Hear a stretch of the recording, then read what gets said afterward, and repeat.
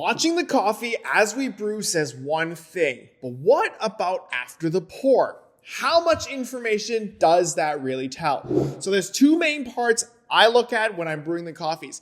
It's if the ground sinks too early and then the flow rate stops being a stream, and looking at the final bed of the brew itself. Generally, when the coffee is dripping out and not a straight stream and there's a lot of liquid left inside the dripper, that means the bed is clogged. Now, having a clogged bed means that it tends to have the liquids flowing through the paper filter and not through the coffee.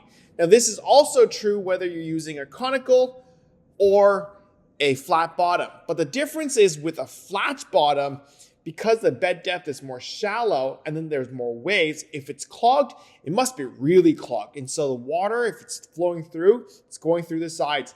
Now, once the water gets past the paper filter, there is no way for it to start to absorb the coffee flavors anymore. So you're losing the ability to extract even more flavors. Now, a lot of the times, the clogged bed is only clogged at the top, meaning that there's still good flavors underneath it to be extracted. In flat bottoms, if you're brewing single cup dosages, it's not as big of an issue because the bed is so flat anyways. So I wouldn't be worried as much as if I were to have a conical that's clogged. So here's the classic high and dry finish. Now, high and dry, you can see on the walls, there's a lot of grind stuck there. This just means to me that it hasn't been agitated enough.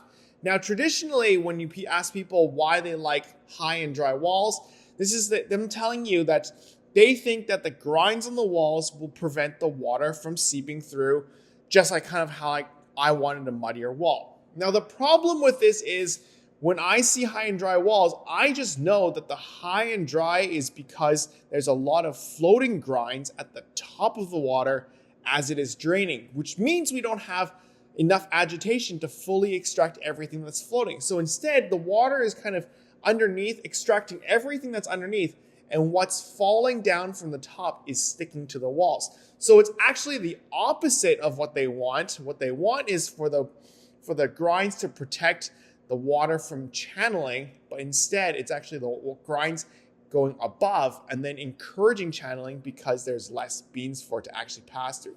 So high and dry in my books is a no-no. It just shows that there's not enough agitation. What you want to do instead is you want to pour slow to fix this. You want to have more time to release all the gases and then force all the grinds down by targeting all the beans that are floating to the top. When you're brewing, you can see some of the darker particles float up. You want to target that. So to get rid of the high and dry and get into a good finish, you want to pour slower and pour in a more targeted way. So now we have the super muddy and clogged finishes. Now, in my opinion, I think super muddy clogged finishes are no good because it creates a little bit more bitterness, a little more of the lemony acidity that I personally do not like to look for. I want to have a more full and round finish to the coffees. The solution to it is to actually pour closer to the bed. By pouring closer to the dripper, you're actually going to have a lot less agitation, and then pouring more in the middle also reduces the amount of agitation applied to all your beans. When you have the floating grinds at the very end, you just kind of move to the edges at the very end and that's it. Try to reduce the amount of movement you have and pour as close and gentle as possible. Don't need to go too fast. You can speed it up to actually help the process as much, but that is how I would fix the muddy finish. So this is my ideal finish. You can have either a flatbed or a dome. It doesn't really matter. I prefer to have a dome because I'm always stirring. But if you really wanted to have a flat bed at the end of this too, or like if you do multi-pours, you're going to have a flatter bed anyways. You can just kind of tap the grinds at the very end to release all the liquids and you're going to have a flat bed. So either way really works. The most important takeaway is that the walls are more muddy, and the muddiness shows that you've prevented the water from kind of moving through, but at the same time, you want the middle to be more granular. And by having it more granular, you're going to have an unobstructed water flow rate, which means you're going to have a good extraction and you're not going to have an over-extracted fine. But then there's a very fine balance to make sure. Sometimes you can see a little bit of the grinds moving up the edges, and the grinds might look a little bit more coarse.